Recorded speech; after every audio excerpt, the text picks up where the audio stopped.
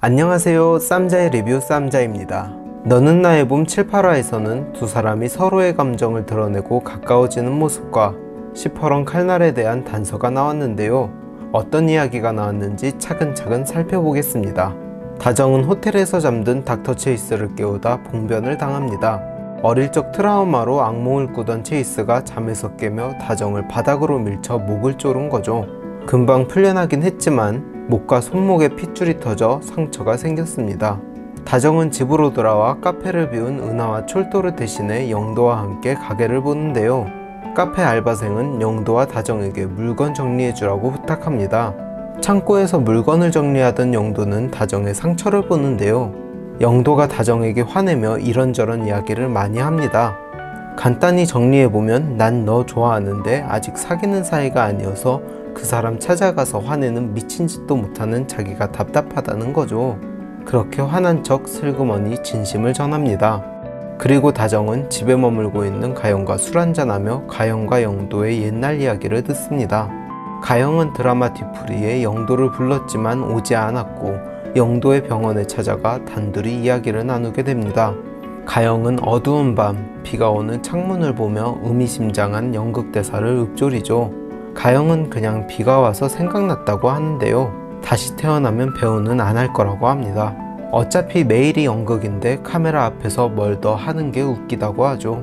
그리고 카페 진동벨이 울리고 커피를 가지러 가는 영도에게 이것저것 다 고맙다는 말을 남깁니다.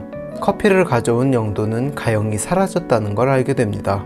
급히 가영의 차로 뛰어간 영도는 차 안에서 울고 있는 가영을 끌어내리고 자살을 위해 숨겨둔 약을 찾아내 길바닥에 쏟아버립니다. 영도는 가영에게 살고 싶어서 찾아온 거 아니냐며 나을 수 있다고, 살 수 있다고 합니다. 그렇게 가영은 영도의 진심에 자기를 살려달라고 부탁합니다. 가영은 살고 싶어서, 영도는 살리고 싶어서 결혼했고 1년 만에 가영은 호전돼 이혼하게 됐다고 합니다. 가영은 자신의 비밀을 다정에게 고백하며 재산 분할이나 위자료 같은 것도 궁금하면 뭐든 물어보라고 하죠. 이 말을 들은 다정은 다른 걸 물어봅니다. 지금은 좀 괜찮아요? 아팠던 거?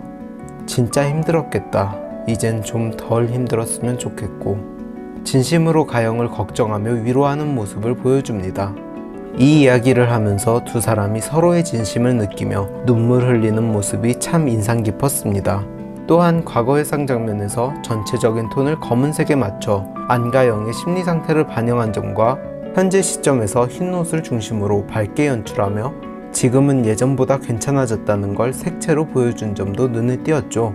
누구도 물어보지 않은 비밀을 털어놓은 가영은 아무래도 자기 이야기를 할 창구가 필요했던 것으로 보이고 다정이 그런 가영을 진심으로 위로하며 진짜 친구로 발전했습니다. 다른 드라마처럼 빠른 전개로 이야기를 풀어가지 않지만 담담하고 조곤조곤한 대사로 인물들의 이야기를 전하고 디테일한 연출로 감정을 표현해내는 게 이 드라마의 묘미가 아닌가 싶습니다. 이렇게 가영과 다정은 가까워지고 영도는 갑작스러운 고열로 병원에 입원해 항생제를 맞고 하루 휴진을 하게 됩니다. 영도와 다정의 사이를 의심하던 간호사쌤은 다정에게 영도가 아파서 휴진했고 안부 전화해보라며 귀띔해줍니다. 다정은 영도에게 전화해 영도는 자기에 대해 많이 아는데 자기는 영도에 대해서 잘 모른다고 합니다. 영도는 다정에게 집에 오라고 하죠. 집에 온 다정에게 영도는 자신의 어린 시절과 이식받은 심장에 대해 이야기를 해줍니다. 그러면서 자기는 다정씨를 좋아하게 됐다고 합니다. 하지만 더는 자기 때문에 아파할 사람을 만들기 싫은 영도는 다정에게 사귀자는 말 대신 친구하자고 하죠. 이 말을 들은 다정은 집에 가려고 버스 정류장으로 향했지만 이내 영도의 집으로 돌아와 영도를 안아주며 위로해줍니다. 친구 사이로 남자는 말에 화가 났지만 그동안 힘들어했던 영도가 안쓰러워 위로하는 마음을 전한 거죠. 하지만 집에 온 다정은 속에 남은 말을 라디오 사연으로 적었고 이 사연을 영도가 출연하는 라디오에 보냅니다. 사연이 소개되고 영도는 이 사연의 주인공이 다정임을 깨닫죠. 친구로 남을 수 있냐는 사연의 마지막 문장에 영도는 제대로 대답할 수 없었고 청취자들의 댓글이 이어집니다. 대부분의 사람은 친구하자는 남자는 그만 만나자는 거고 좋아한다고 말했던 남자가 너무하다는 반응이었습니다. 일부 사람은 그렇게라도 옆에 있고 싶다는 말이라고 하죠. 영도는 이 말을 듣고 친구하자는 말은 내 옆에 가까이 있다가 다칠까봐 안전한 곳으로 가라는 뜻이라고 생각했었는데, 듣고 보니까 그렇게라도 옆에 있고 싶다는 말이 맞는 것 같다며 그 남자는 아마 진짜 자기 마음을 자기도 잘 몰랐던 것 같다고 고백합니다. 다정도 영도의 고백을 라디오로 듣고 영도의 진심을 알게 됩니다. 퇴근하는 영도를 만난 다정은 오늘 하루 악플로 고생한 영도를 위로하고 얼마나 고민하고 한 말인지 알기에 친구 같은 거 싫다는 말 안 할 것이고 나도 주영도 씨가 좋아졌다는 말을 지금은 안 하겠다고 합니다. 그리고 진짜 영원히 뭔지도 모르는데 영원히 함께하자 그런 말은 필요 없다고 하죠. 2시간짜리 영화에서는 2시간이 영원이라고, 그거면 충분하다고 합니다.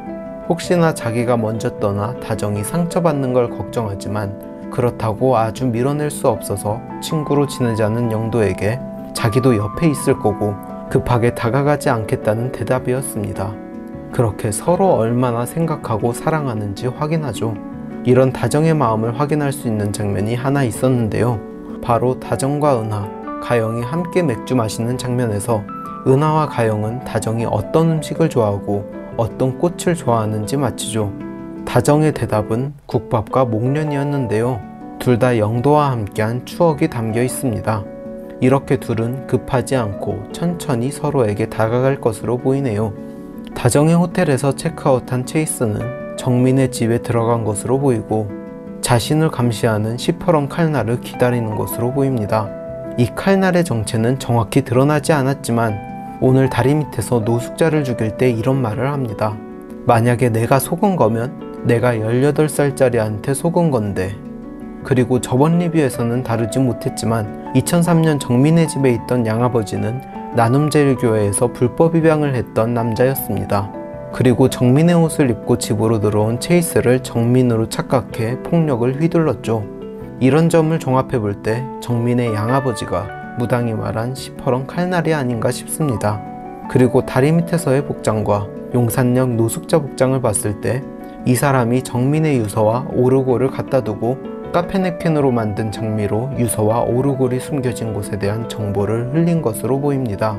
여러분은 어떻게 생각하시나요? 오늘 리뷰는 여기까지 하도록 하겠습니다. 댓글 참여는 언제든지 환영입니다. 재밌게 보셨으면 좋아요와 구독 부탁드립니다. 감사합니다.